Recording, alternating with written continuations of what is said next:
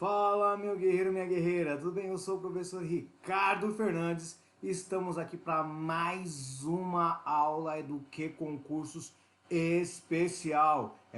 Esse tema é importantíssimo para sua prova aí do CNU Ensino Médio Realidade Brasileira, que é o que? A história dos negros no Brasil. Vamos lá começar sem mais delongas. Minha breve apresentação, sou o professor Ricardo Fernandes. Estarei com você aqui durante mais ou menos essa uma hora desse bate-papo. Eu fiz uma aula maravilhosa, especial para os senhores. Vamos lá aqui analisar os nossos pontos importantes que temos que trabalhar na nossa aula de hoje. Isso sim, na nossa aula de hoje nós vamos lá com o nosso tema. Então, essa aula é para quem vai prestar para o nível médio, realidade brasileira, história dos negros no Brasil, luta antirracista, conquistas legais e desafios atuais, tá certo? Antes, eu quero te apresentar aqui, ó. Me segue lá no meu Instagram aí, ó, 7100, se você quiser bater um bate-papo aí comigo, falar um oi, tirar qualquer dúvida, é só ir lá, vamos lá. Tá bom? É isso aqui, vamos voltar aqui. É isso aí, é só ir lá, tá? Me acrescenta lá, dá um joinha, dá um like, que estamos por aí. Tá, gente? Antes de começar nossas aulas, vamos falar o que o concurso está fazendo uma preparação ideal para os senhores aí que estão prestando aí para o CNU e qualquer outras carreiras concurso público. Então, é que concurso na veia, vamos vestir a camisa e vamos estudar, tá certo? Antes de começar os nossos trabalhos, eu costumo sempre fazer a nossa palavra de fé, o nosso espírito do guerreiro, porque você que está se preparando para concurso público nada mais que é um guerreiro, uma guerreira. Tantas demandas aí que você tem na vida e você está aí tentando mudar a sua vida através do estudo. Isso é muito valoroso, por isso que eu gosto de ser uma ferramenta para te ajudar nessa aula de hoje, tá certo? Então, força, multifoco, fé. Força, se esforça e tem bom ânimo, vamos fazer o que tem que fazer, multifoco, planejamento, estratégia e fé. É o firme fundamento das coisas que se esperam e não se veem. Sem fé nós não agradamos a Deus. Então, acredite. Acredite que vai dar certo, tá certo? Vamos lá iniciar a nossa aula, que essa aula é extremamente especial. Essa aula é bem eclética. Vamos falar do processo histórico, vamos falar de temas atuais, vamos falar de constituições, legislações. Então, isso aqui pode permear entre outras questões para ti, tá certo? Então, vamos lá iniciar o nosso trabalho de hoje, aula. Que aqui o negócio com vocês é aula, então vamos à aula. Então você já viu aí eu no Instagram, tá só? Me segue lá, aí ó, 71 Ricardo, professor do que concursos. Gente, para você que está chegando agora, eu gosto sempre de fazer essa relação com o edital, que é a formação do Brasil contemporâneo, a realidade brasileira. Então você tem aqui todo um processo histórico, tá certo? Ó, desde o Brasil Independência à República.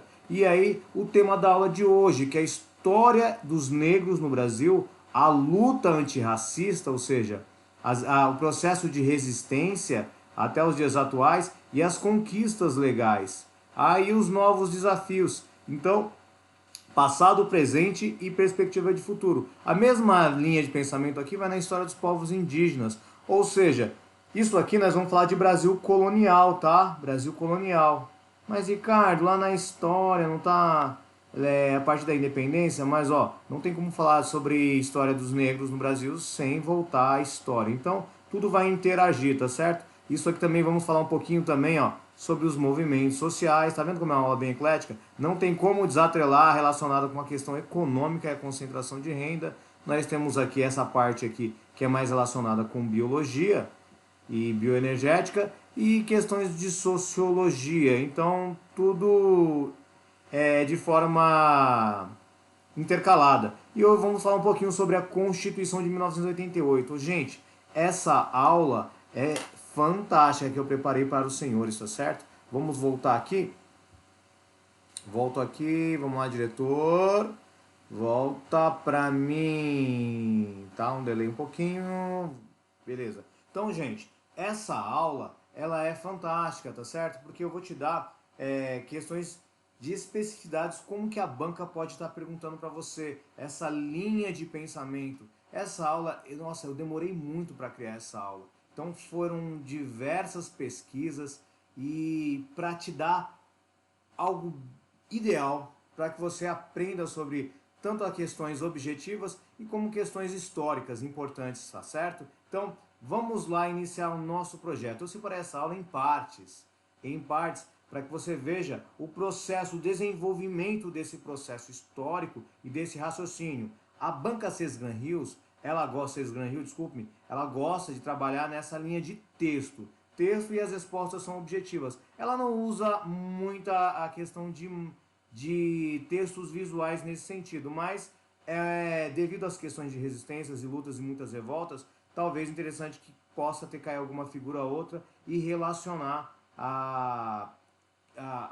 aquele processo histórico relacionado com as lutas dos negros, com a história dos negros no Brasil, tá certo? Vamos iniciar o nosso processo de aula. Vamos lá, voltando aqui para o nosso PowerPoint. Chegamos aqui, tá, gente? E assim, a questão aula, tela, aula. Primeira parte, história da escravidão no mundo. Não tem como falar, tá, da história dos negros no Brasil, sem relacionar com o processo de escravidão. Vamos voltar aqui de novo, novamente, tá?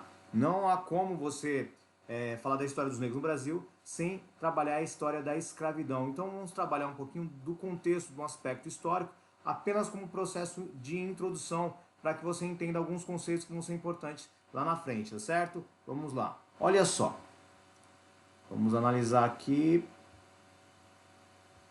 Tá? Então essa primeira parte da aula vai estar focada nesse aspecto aqui introdutório, tá? Introdução à escravidão, tá? A relação de escravidão nada mais é que é uma instituição onde a pessoa é considerada uma propriedade, ou seja, é a coisificação do ser humano. Então, a desumanização, tá certo? Então ela não recebe remuneração. E esse aspecto da escravidão, escravatura, esse termo, ele está muito relacionado com o período, acontecendo em diferentes períodos ao longo da história, tá certo? Então, dentre algumas características principais, como a pessoa é escrava, ela se torna uma propriedade. Então ela não é um ser humano, não é considerado ser humano. É isso que vai acontecer dentro desse aspecto. O trabalho forçado, castigos, exploração, violência, abuso, tá certo? Tudo isso aqui relacionado à ausência de liberdade e à transmissão de status, ou seja, passado de pai para filho de geração em geração. Como vai acontecer esse processo ao longo da história, tá certo? Ao longo da história, nós vamos ter aqui, vamos voltar para mim aqui, diretor. Volta para mim. Tá? Eu vou tentar ser o mais dinâmico possível para te dar essa parte de introdução. Ao longo da história, a escravidão negra é uma coisa como uma escravidão mercantil, uma escravidão moderna, que acontece ali na África. Desde as sociedades antigas, existe esse processo, esse modo de produção. Então não tem como desatrelar a questão da escravidão com relação econômica. Isso é uma questão muito importante para você ter um entendimento o porquê que aconteceu nesse sentido. Mas vamos analisar alguns aspectos históricos, olha só.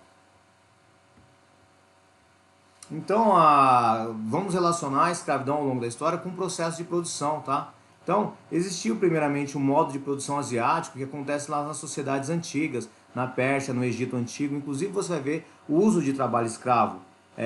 Ali no Egito, com os hebreus, os judeus, usando os judeus como um povo escravo. Então, tá certo, mas ali a relação, não tinha relação de propriedade, tudo era do Deus, do rei, do dono, que era dono de todas as terras. E aí você tinha um cultivo, as pessoas trabalhando nesse sentido. E ali são as primeiras sociedades, né, ali dentro da Mesopotâmia, e essa relação.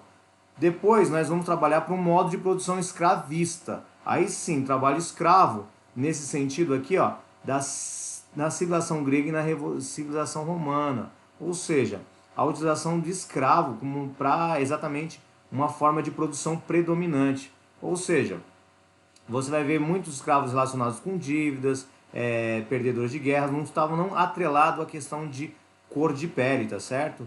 Então, tanto que a civilização romana está muito baseada nessa relação de escravista E quando você vai ver no final da produção romana, da sociedade romana, você vai perceber exatamente o seguinte: a diminuição dos escravos. E aí nós chegamos no modo de produção feudal, feudalismo, Idade Média. A relação está relacionada com a terra, tá certo? De servidão. Não deixa de ser uma escravidão ali naquele sentido, mas a palavra ali é servir, né? Eu sirvo relacionado em questão da terra. Você tem a relação de senhor feudal e os vassalos, vassalagem.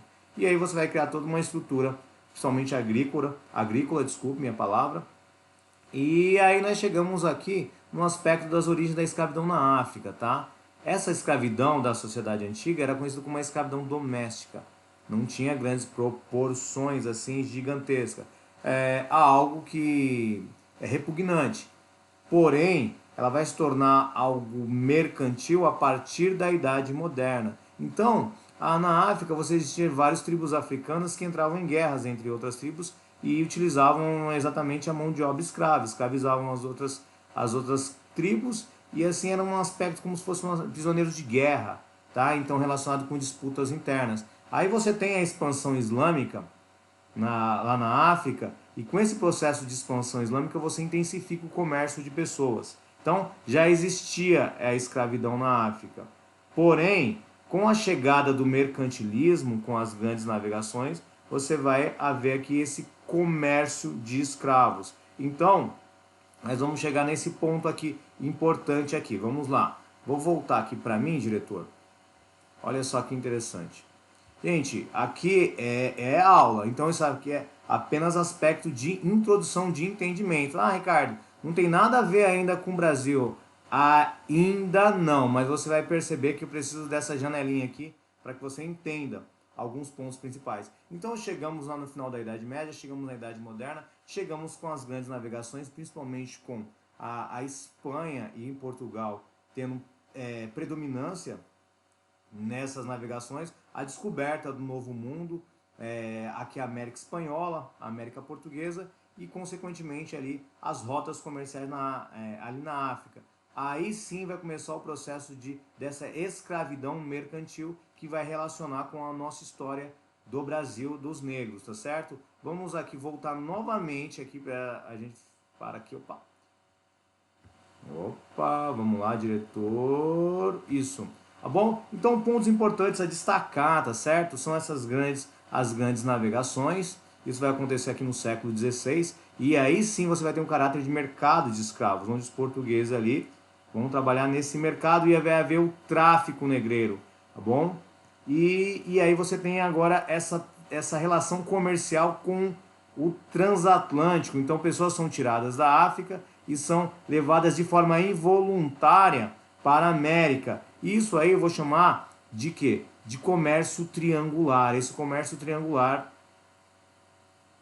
que vai relacionar profundas modificações dentro da sociedade aqui na América e na Europa também, na África, tá certo? Então a demanda de Portugal por mão de obra aqui para trabalhar em cana-de-açúcar vai criar esse comércio que vai até o século XIX, gente. Vai até o século XIX. Então são 3 séculos. Como que vai ser esse comércio triangular? Vai ser nesse sentido. Olha só. Através os reinos africanos ali entravam em guerra e pegavam as pessoas e se tornavam escravos. Portugal vai entrar nesse mercado, tá bom? Então ele vai pegar as pessoas, vai trocar por manufaturas e vai levar para onde? Para a América. A América vai trocar os escravos, vai vender os escravos, pegar as manufaturas e vai levar para a Europa. E da Europa, essas manufaturas que vai ser vendidas, olha só, vai se transformar em produtos e vai voltar novamente aqui para a África, que vão... E isso vai criar um ciclo triangular completo, que quem só tem a ganhar aqui? A Europa. Só quem ganha aqui é a Europa. Então você vai ver aspectos históricos de desenvolvimento ocidental, aqui na Europa, muito relacionado com o quê? Com essa exploração das Américas e esse comércio involuntário, esse tráfico de pessoas de forma involuntária, que vai modificar toda a estrutura social, política, econômica e cultural daqui da América. Isso aí vai durar por 3 séculos. Esse sentido é um comércio que não para.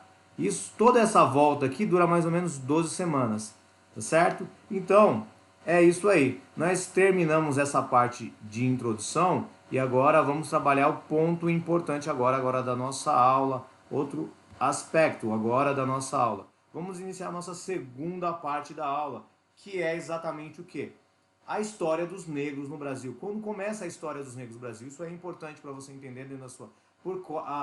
através desse comércio triangular, através do tráfico negreiro, através da exploração da mão de obra, através da produção de cana-de-açúcar, de manufatura, do sistema de plantations. Ou seja, você precisa de mais mão de obra escrava para produzir mais, para que você venda. E aí você começa a fazer esse comércio sem parar e isso vai ter essa entrada dos negros no Brasil, é que começa a história dos negros no Brasil, tá certo? Vamos lá, isso aqui é um ponto importante que pode cair na sua prova, tá certo?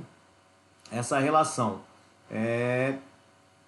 tráfico negreiro, então a história dos negros no Brasil, e eu vou fazer uma ponte com o Brasil colonial, tá certo? Esse primeiro, vamos fazer uma etapa meio que cronológica, tá? Nós vamos ter aqui, dentro da história, a história dos negros do Brasil, nós temos o período pré-colonial. Nesse período ainda não havia o tráfico negreiro aqui, porque o Portugal estava mais preocupado com as rotas, as rotas comerciais ali na Índia. E aí, quando o processo começa o processo de colonização, olha só, as capitanias hereditárias, né, você vai distribuir latifúndios para pequenos proprietários. Isso acontece até dias atuais. Aí você vai ter o tráfico negreiro. Consequentemente, você vai ver as resistências dos negros. Isso aqui é um ponto muito importante dentro da aula. E tudo isso aqui relacionado com a questão o quê? Da plantação de cana-de-açúcar nos engenhos, e depois vem o processo de mineração, que aí você vai aumentar ainda cada vez mais esse tráfico negreiro, e aí vai surgindo os movimentos emancipacionistas e alguns movimentos sociais importantes que vão ser relacionados com as resistências do povo negro. Tá bom? Então, olha só, tráfico negreiro, escravidão na América Portuguesa e a resistência dos negros no Brasil. Tá? E o que acontece? Dentro do nosso aspecto histórico, deixa eu analisar aqui. Estou sempre aqui voltando, volta para mim aqui, diretor. Opa! Gente, eu mesmo sou meu próprio diretor. Vamos lá. Aqui, garoto, fala garota. Vamos lá. Então, essa primeira parte, esse aspecto introdutório, como que aconteceu o processo de escravidão, alguma parte conceitual, até chegamos a ideias das grandes navegações. Agora vamos trabalhar a ideia da história dos negros no Brasil. Ponto importante é as lutas antirracistas, ou seja, a resistência. Então, de uma forma geral, as pessoas podem pensar, mas como que pode? As pessoas, os negros não lutaram, os deixaram ser escravos? Não, houve sim, sempre resistência. Tá? A palavra-chave é, onde houve escravidão, houve resistência. E agora nós vamos trabalhar esses pontos importantes relacionados a essa resistência, interrelacionar com questões que pode cair na sua prova. Isso aqui que é o ponto importante. Tá? Volta aqui para mim, isso. Dentre esses aspectos, então, nós temos o tráfico negreiro, tá certo? O tráfico negreiro nada mais que é o maior deslocamento involuntário de pessoas. Cerca de 12 milhões de pessoas chegaram aqui da África, saíram da África e chegaram na América, 40% aqui no Brasil, devido à cana-de-açúcar, a produção de cana-de-açúcar que vai impulsionar esse tráfico, tá certo? Essa demanda por mão de obra. Esse foi o ponto principal. Aí, nesse processo de Brasil colonial, a partir de 1534 você começa esse tráfico negreiro, que só vai parar em 1850, gente. Olha só, 3 séculos diante de uma mão de obra escrava. Então, toda a escravidão, abusos sexuais, violência, exploração. Então, tudo isso atrelado à escravidão. Ou seja, e aí, olha só como que vai acontecer. Isso aqui não está muito relacionado. Olha só que o ponto de partida, o que vai acontecer desse tráfico negreiro. Olha só, olha só, saíam aqui, ó, da África, costa de escravos, olha só, e paravam onde? Principalmente aqui na região de Salvador, ó, pro sul, pro Caribe, depois para a América do Norte. Depois os ingleses também, os franceses também vão assumir essa questão. Depois os ingleses vão mudar de visão devido ao processo de industrialização, tá certo? Então, olha, esse é o tráfico, essa é a chegada dos, dos, dos africanos aqui no nosso território atualmente, tá certo? E aí o ponto de resistências e lutas. Então, houve diversas formas de resistência, inclusive suicídios, porém, a maior forma de resistência eram as fugas. Então existiam dois tipos de fugas: as fugas de rompimento e as fugas reivindicatórias, tá certo? As fugas de rompimento vão originar o quê? A origem dos quilombos. O que são os quilombos? São esconderijos de refugiados, certo? Dentre a formação de quilombos, que isso aqui vai acontecer em toda a América Espanhola e América Portuguesa, em todo praticamente território brasileiro, vai haver quilombos, vai haver fugas, você vai ter como ponto principal ali o quilombo dos Palmares, tá? Conhecido como Angola Janga, tá bom? Uma pequena Angola. Nesse contexto, nós estamos dentro de um contexto de União Ibérica, isso aqui no Brasil chamada de Brasil holandês, né? A entrada dos holandeses aqui no Brasil, isso vai enfraquecer ali, porque os portugueses vão tentar retirar os holandeses do território, e aí você aumenta a quantidade de fuga dos escravos. E aí, onde vai se formar esse quilombo dos Palmares? Ali na Serra da Barriga, atual Alagoas, que antigamente era capitania de Pernambuco.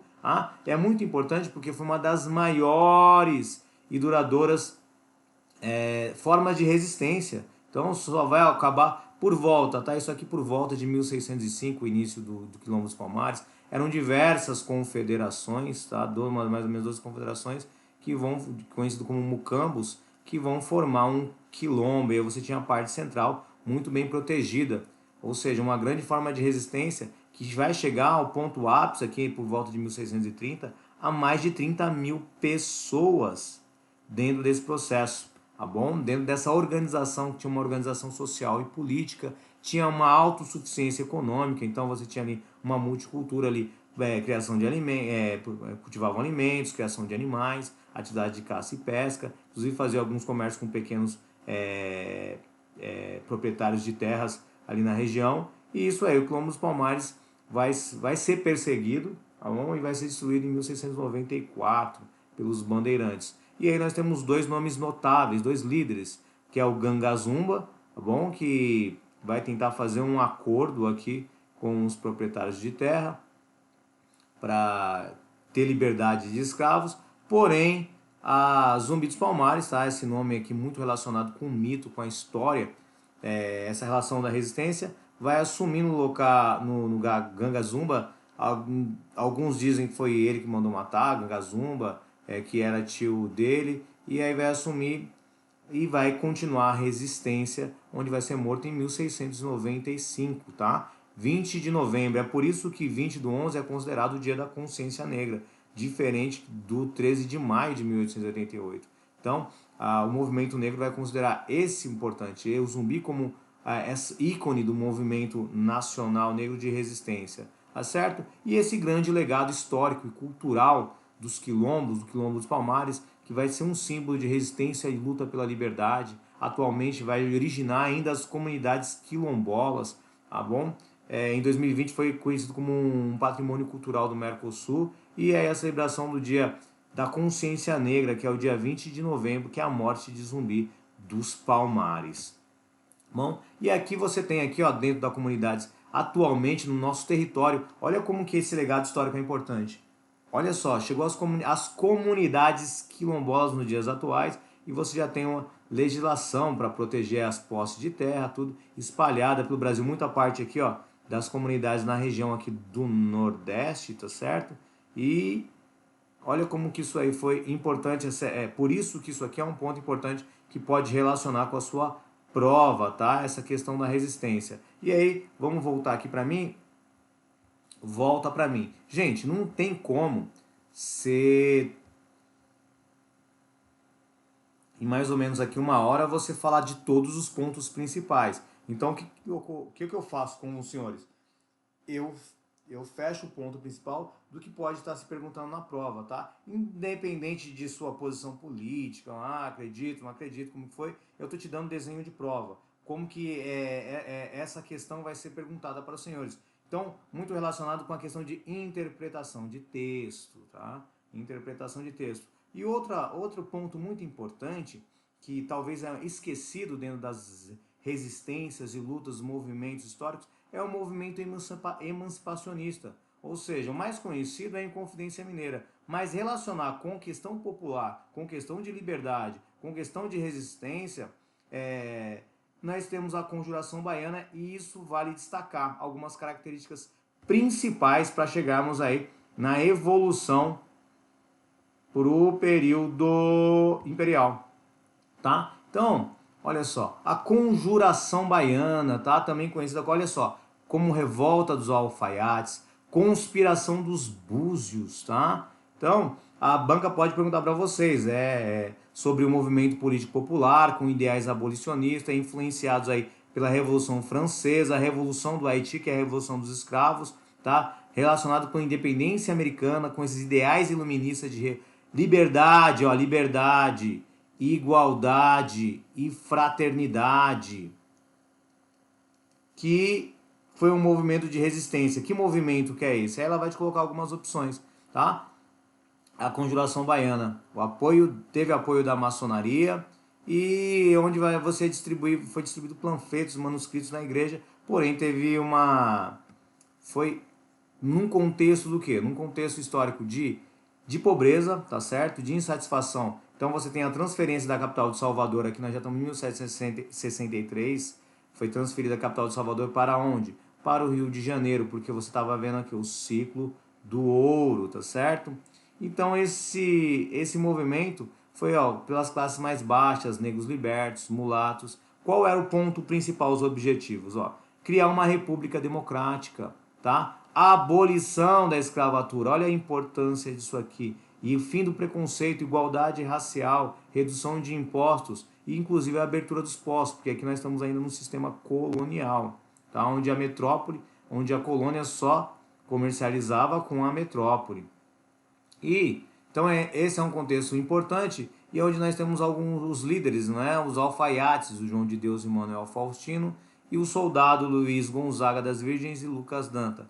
Também foi reprimida, desarticulada, todos foram presos e executados, porém, o que é importante, vai influenciar o quê? O processo de independência do Brasil, olha só. Por isso, esse movimento emancipacionista é um movimento de resistência importante dentro do contexto da história dos negros no Brasil, tá certo? A revolta dos malês e o processo de abolição lá em 1888. Então, aqui você tá aqui olha só, o rosto dos líderes já dá uma cara de movimento popular, olha só, heróis dos búzios, porque está relacionado com o quê? Com as religiões de matrizes africanas, tá? Dos seus integrantes. E aí, chegamos agora na nossa terceira parte. Vamos fazer uma pausa, tomar uma aguinha aqui, bater um papo.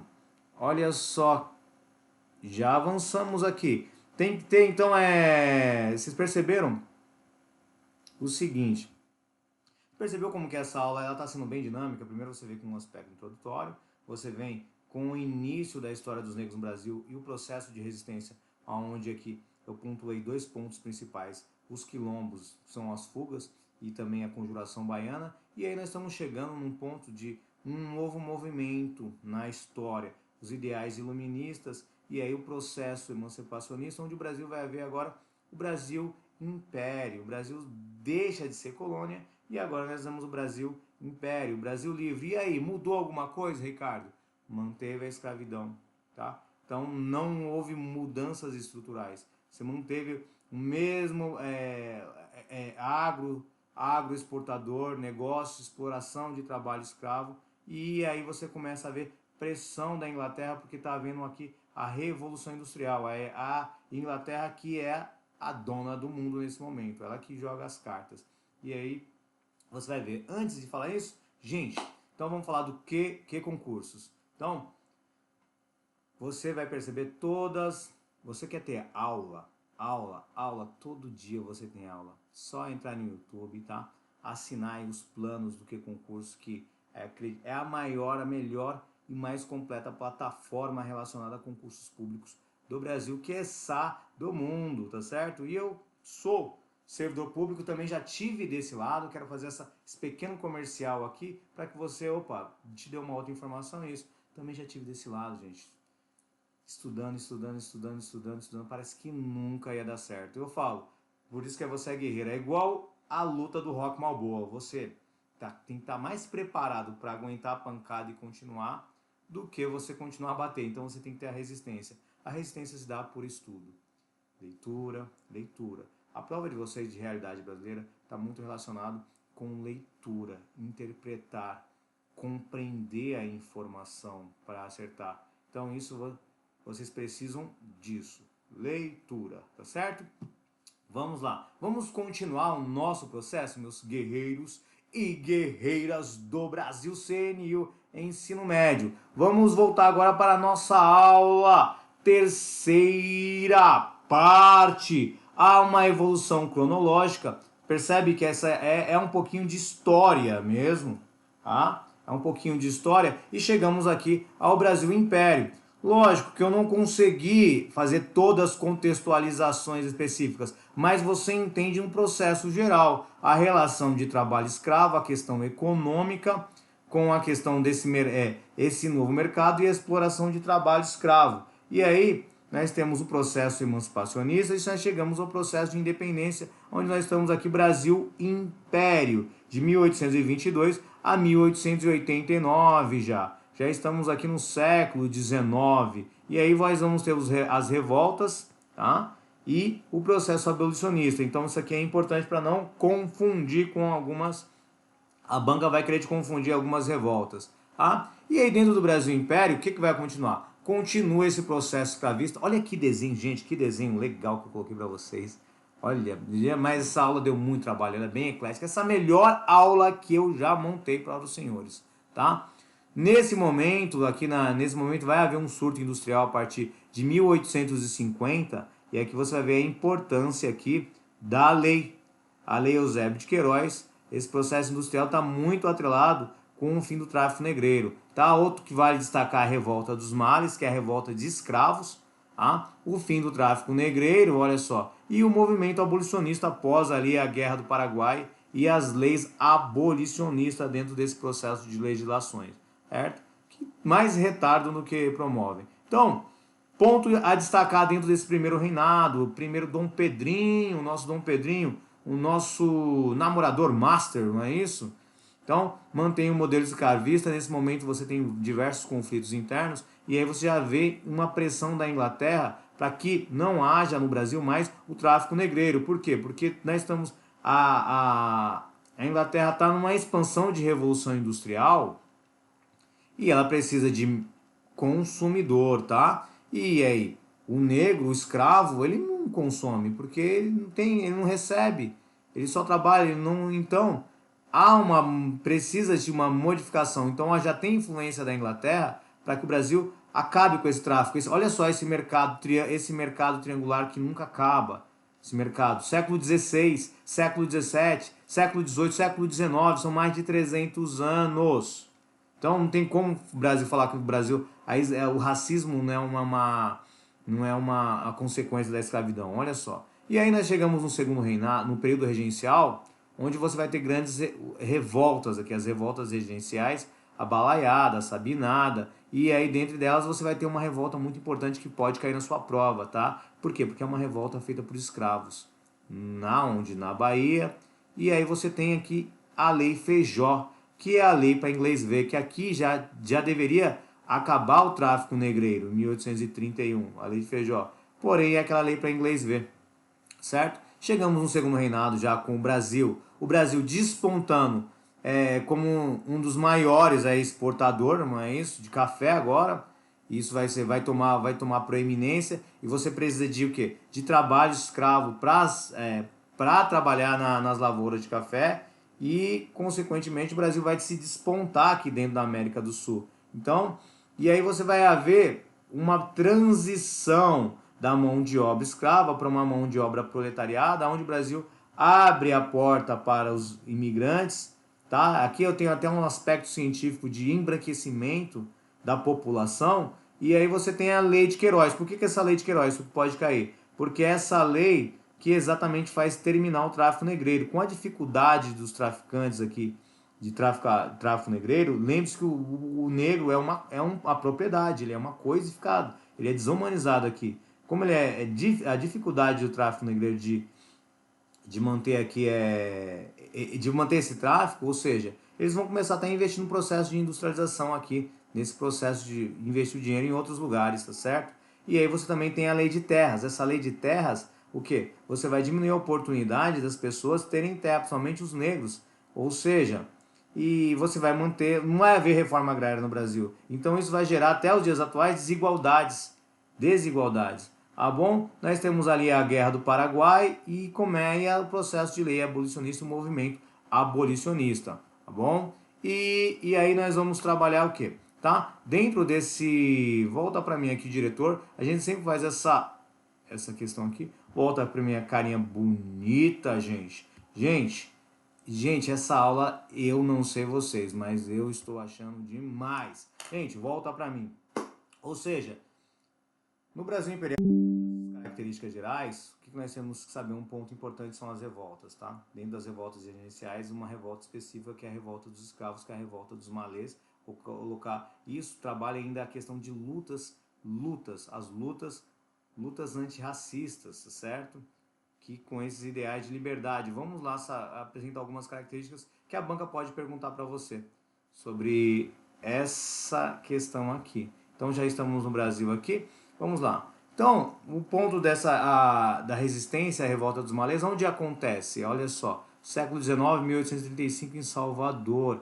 É a motivação religiosa. São o quê? São escravos muçulmanos, africanos, tá? Por isso são chamados de malês, que vão buscar o quê? Por liberdade, igualdade, uma república democrática. Liberdade para todos os escravos muçulmanos, tá? Tem alta organização e planejamento, tá certo? Participação das mulheres, porém você tem uma repressão brutal contra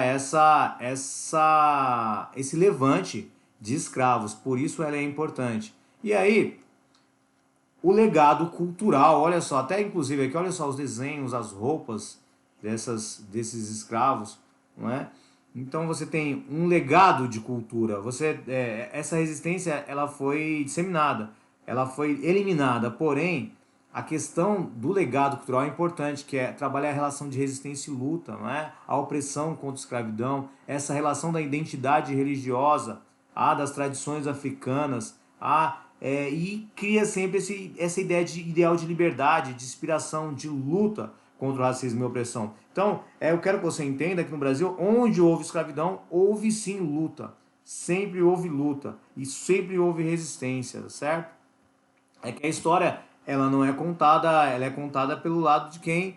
Dos donos do papel, não é isso? Tem até uma música do Nat Roots que fala, né? A cultura e o folclore são meus, mas os livros foi você quem escreveu.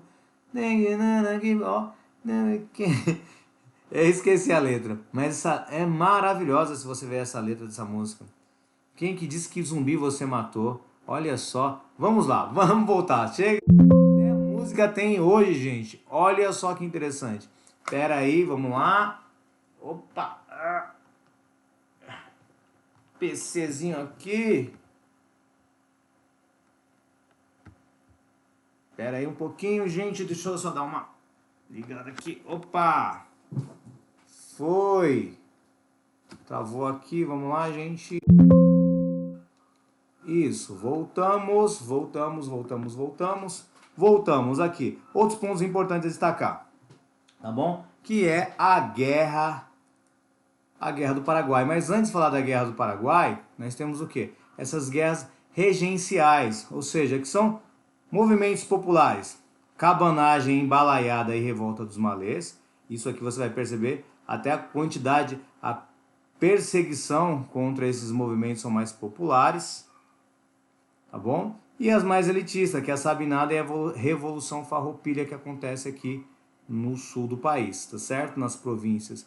E o ponto importante é destacar a escravidão e a Guerra do Paraguai. Com a Guerra do Paraguai em 1864, você tem aqui o exército, uma reformulação da estrutura do exército, que o exército praticamente foi enfraquecido e aí você tinha as milícias, as guardas nacionais, e a Guarda Nacional acabou virando um corpo de voluntários. O que vai acontecer? Devido à contingente, o próprio Estado, o governo imperial, vai dar liberdade aos escravos, porém, para servirem ao exército, tá certo? Inclusive aqui Solano, Lopes, eles vão tirar sarro do exército brasileiro, que é feito por negros, vão falar que são de macacos. E aqui, inclusive, vai surgir aquela expressão que o Dom Genro de Dom Pedro fala: macacos me mordam, macacos me mordam. Então, é essa questão aí. Vamos lá, vamos voltar de novo. Olha só, pera aí, deixa eu aqui. Tá tudo ok? Tá tudo ok aqui, que às vezes aqui dá uma descarregada, probleminhas técnicos, mas vamos voltar para nossa aula, que a gente tem muita coisa para trabalhar, gente. Muita coisa, vamos lá. Então, outro ponto importante, tá? São essas revoltas dirigenciais. Dentro desse aspecto aqui, a mais importante aqui, tá? No nosso aspecto aqui, é a revolta dos malês.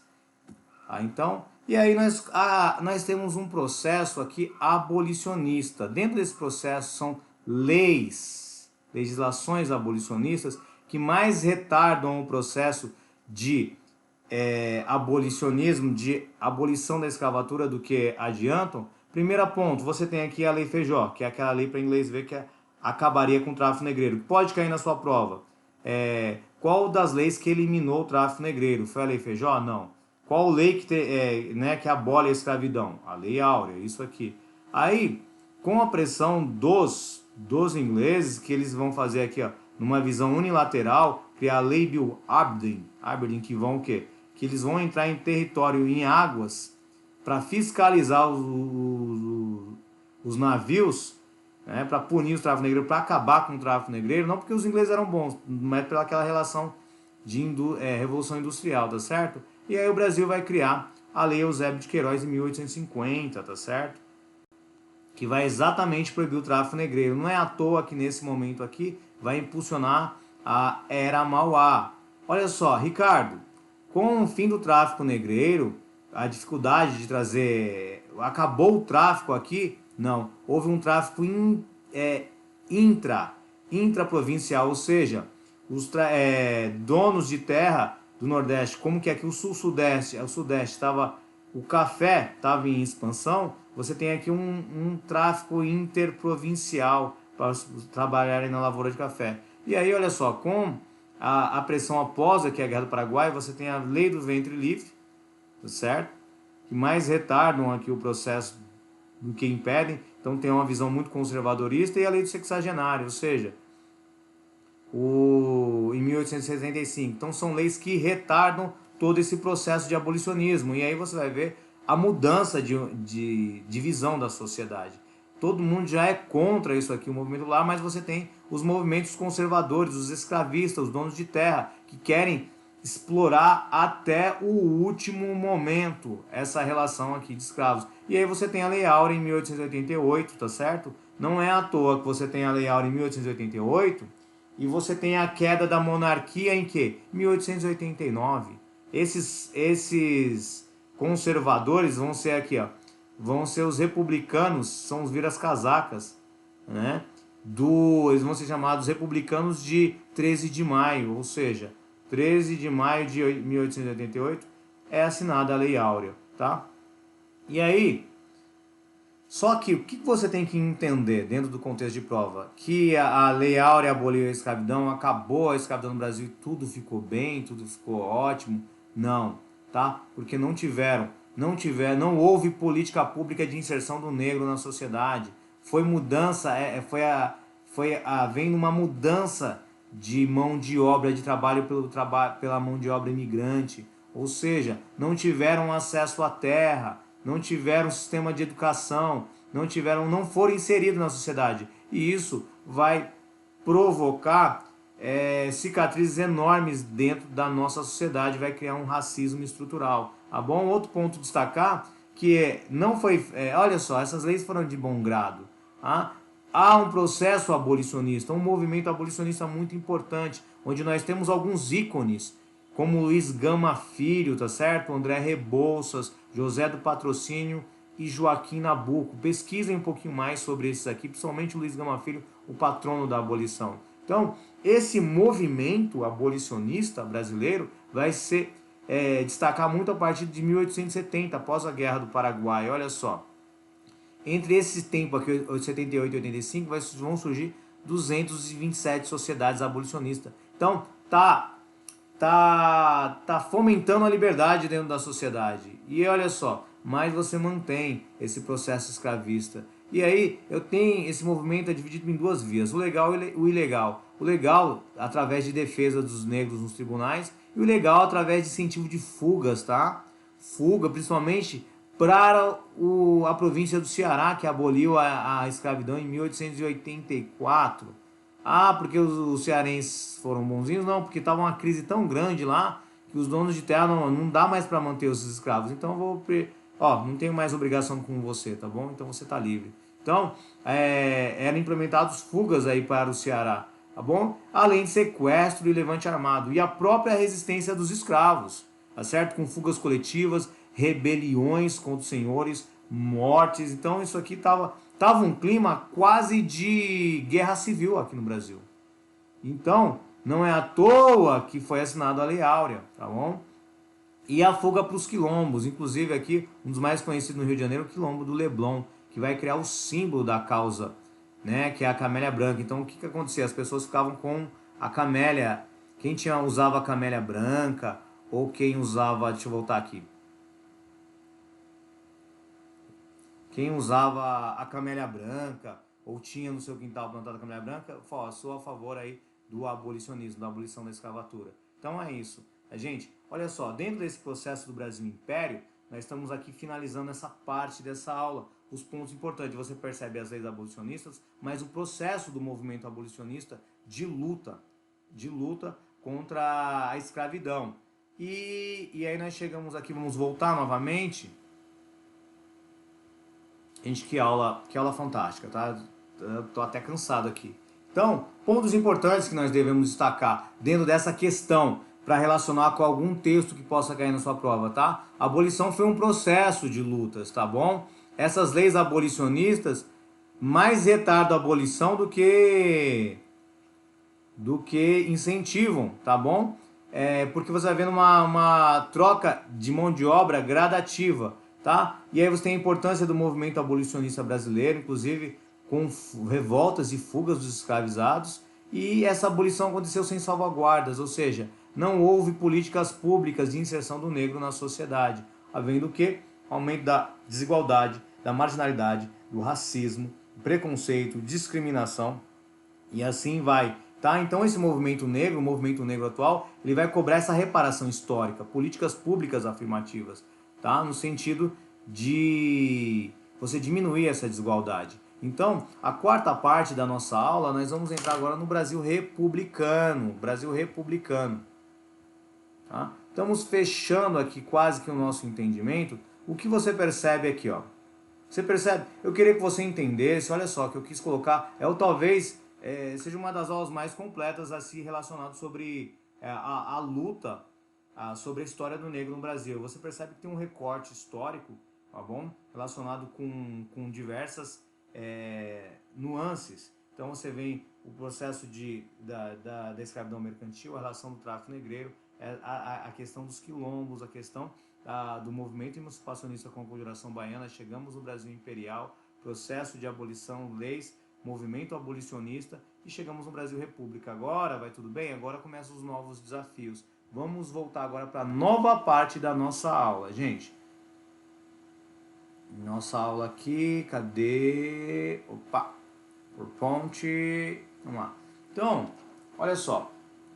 Nosso Brasil República, então olha só, no Brasil República, lógico, então você tem o que? De 1889 até os dias atuais, e aí você percebe aqui a República da Espada, a República Oligárquica, tá bom?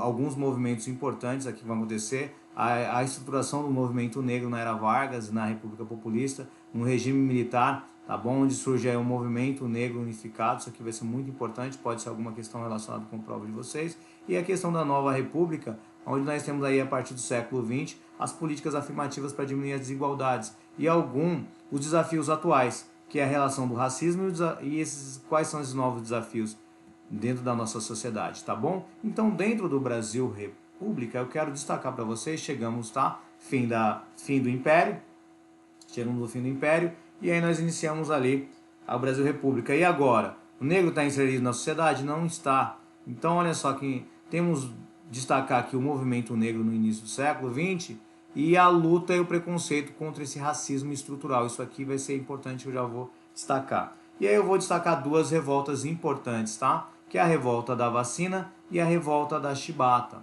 A revolta da vacina, tá? Vai entrar dentro de um contexto de urbanização do Rio de Janeiro, principalmente ali a urbanização do Rio de Janeiro, onde esses negros, né, que são libertos, escravos, deixa eu voltar aqui.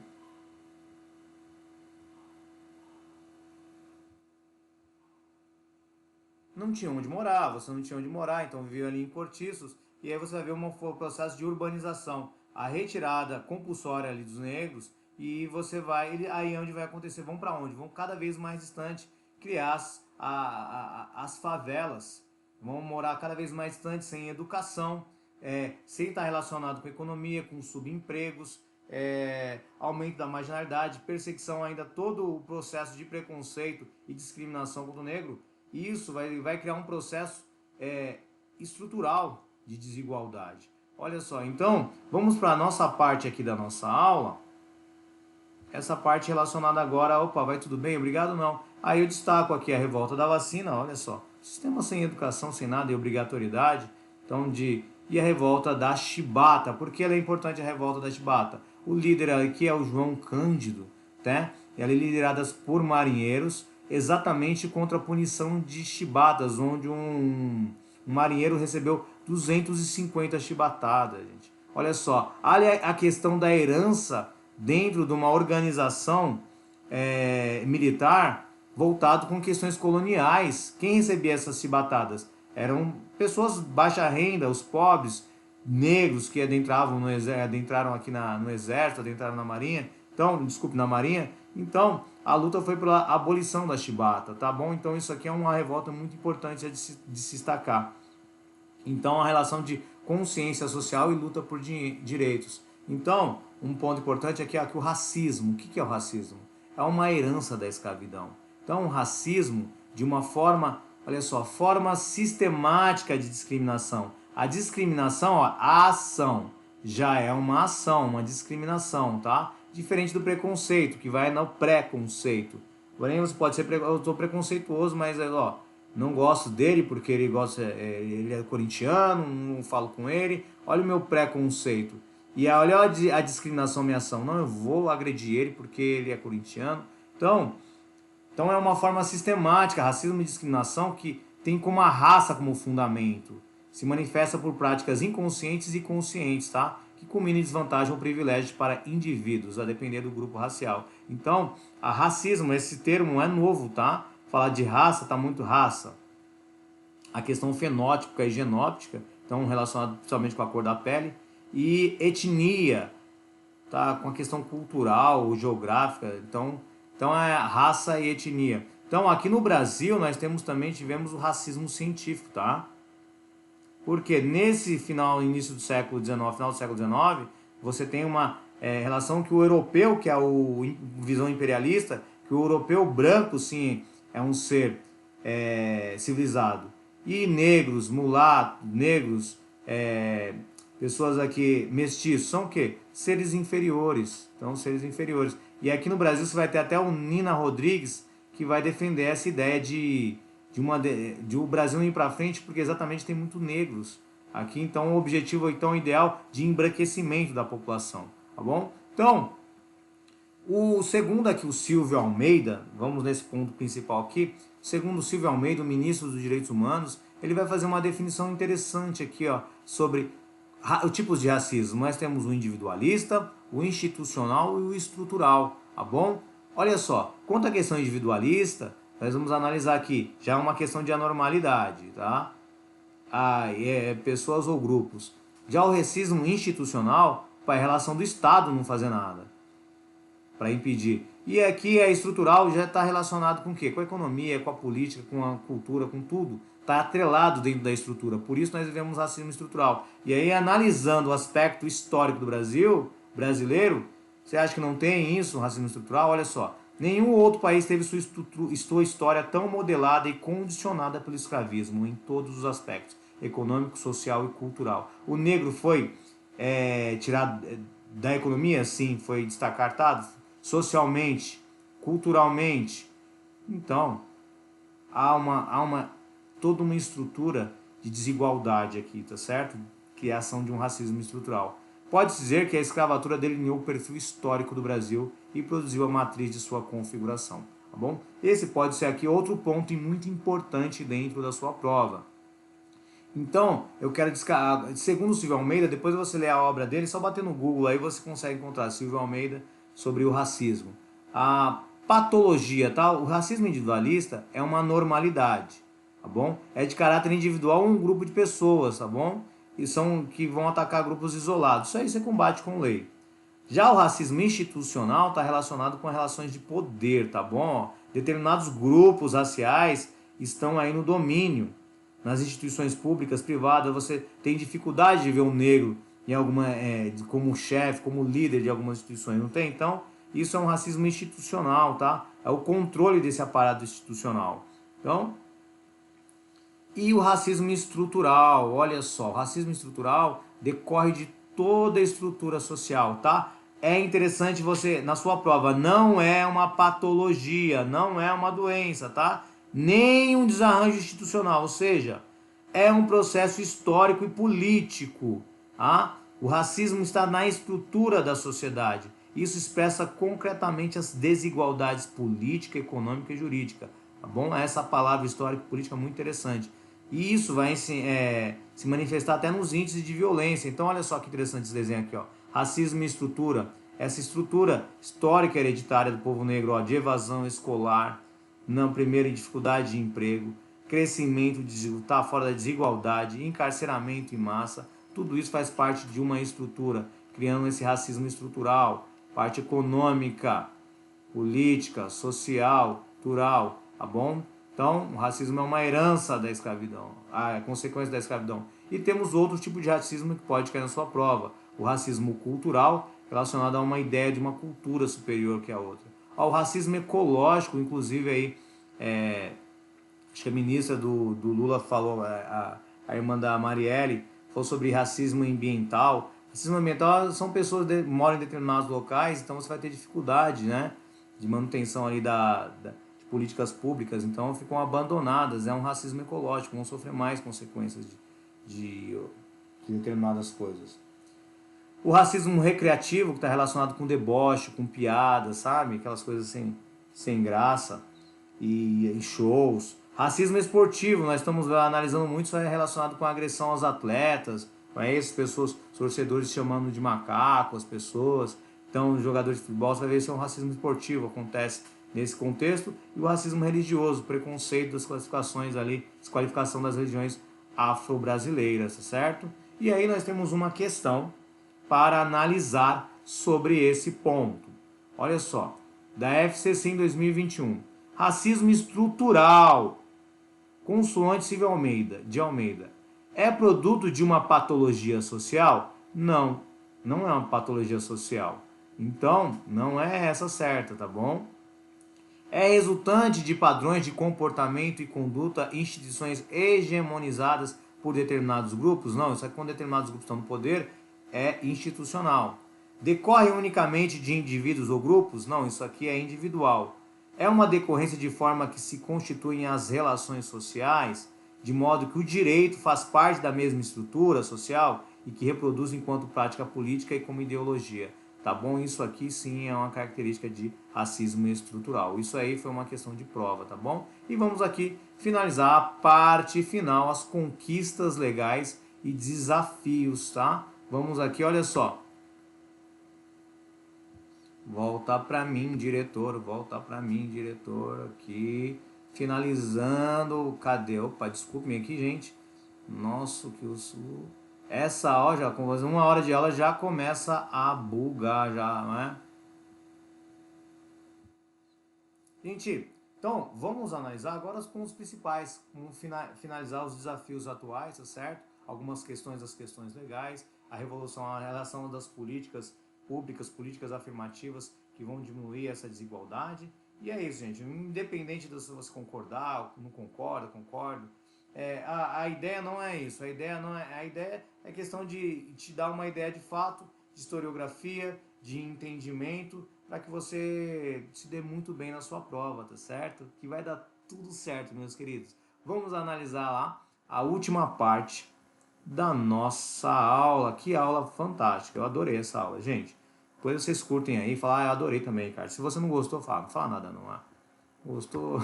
Vamos isso aí. Parte final, conquista e desafios legais, tá? Então você vai ver também a importância do movimento negro, que vai surgir desde a época do período colonial, não é isso? Com os quilombos dos Palmares. Na década de 30 nós temos a imprensa negra paulista, uma frente negra, a frente negra paulista vai se tornar um partido político, porém vai ser extinto por um Estado Novo. Após a volta aí do Estado Novo, nós temos a União dos Homens de Cor e o Teatro Experimental. A década de 60, influência dos direitos civis e personalidades americanas. Nós vamos ter aqui o movimento Black is Beautiful. Na década de 60, 70, um movimento negro unificado que vai ser muito importante aí para atuante até os dias atuais, tá certo? Na década de 90 aí nós temos a Marcha de Zumbi, 2001 a Conferência Mundial contra o Racismo, e a partir dessa Conferência Mundial o Estado brasileiro vai começar a tomar medidas de políticas afirmativas para diminuir essa discrepância entre pretos e brancos, tá certo? E dentro do movimento negro unificado, olha só, eles vão ser importantes na formulação da Assembleia Constituinte, lá na Constituição Federal, tá? Criação do Dia Nacional da Consciência Negra. Olha só, consciência negra não está relacionada com 3 de maio, tá? Isso é uma questão imperial. A Princesa Isabel que salvou os negros. Não. Foi um processo de luta de consciência. Demarcação da terra dos quilombolas, algumas leis específicas, tá bom? Que a torna de preconceito cor, dá uma olhadinha nessa. A Lei 10.639, olha só, a obrigatoriedade do ensino de história da cultura afro-brasileira, exatamente, para que você resgate a história dos negros. A Lei 12.000, a Lei de Cotas na Universidade, são políticas afirmativas, tá bom? E reconhecimento do zumbi como herói, tá? Um movimento aí bem atual no genocídio da população negra e do racismo religioso. E aí, dentro da questão das legislações, nós temos aqui destacar agora, olha só, a Constituição Federal, conhecida como Constituição Cidadã, 1988, gente. Isso vai cair em sua prova, olha só. Qual é o fundamento? O fundamento, só você lembrar do Sociediva Plu, soberania, cidadania, dignidade da pessoa humana. Então é um fundamento a dignidade da pessoa humana. Valores sociais do trabalho e pluralismo político. Os objetivos dessa sociedade brasileira: construir uma sociedade justa, igualitária, garantir o desenvolvimento nacional, erradicar a pobreza, promover o bem-estar de todos. Olha só que objetivo: promoção do bem-estar de todos, independente de cor, credo, raça, religião. E dentro das relações internacionais, nós temos aqui o repúdio ao terrorismo e ao racismo, o REP ao terra, é uma mnemônica. E aí nos seus artigos os direitos individuais e coletivos, né? Liberdade, vida, propriedade, segurança e igualdade, onde nós vamos ter lá o crime, racismo é um crime inafiançável e imprescritível. Tá? E aí algumas legislações antirracistas, tá? A lei ali, 7 de 89, a lei, né? A lei que cria no Código Penal a injúria racial, bom, Programa Nacional de Ações Afirmativas, a obrigatoriedade de história afro-brasileira, Política Nacional de Igualdade, olha só, a partir de 2003, olha só, a regulamentação das comunidades quilombolas e cotas em concurso público para negros em 2014, são políticas afirmativas. E 2023 aqui, ó, interessante isso aqui, pode ser até tema de uma dissertação, que cria injúria racial ao crime de racismo. E quais são os desafios atuais? Os desafios atuais são esses, tá? A inclusão do mercado do negro no mercado de trabalho, há muita informalidade ainda, tá? A luta contra o racismo, combate do racismo estrutural, tá? Ainda altas taxas de homicídios e violência policial. Sobre o movimento negro atual mais conhecido, nós temos aqui Vidas Negras Importam, que foi em 2002, mas só foi tomar uma grande repercussão histórica a partir do caso George Floyd, que isso aqui vai ser um ponto muito importante da atualidade e daqui a alguns anos no processo histórico. E o IBGE, segundo o IBGE, nós temos ainda grandes desigualdades entre brancos e negros. Então, dá para falar em meritocracia. Se você tem uma taxa de analfabetismo maior, tá? Uma educação superior, em 2017 os dados, ó, pretos e pardos, 9% aqui em 2007 concluíram isso no superior. Branco, 22%. Tá? A renda per capita maior dos brancos do que o negro. Tá?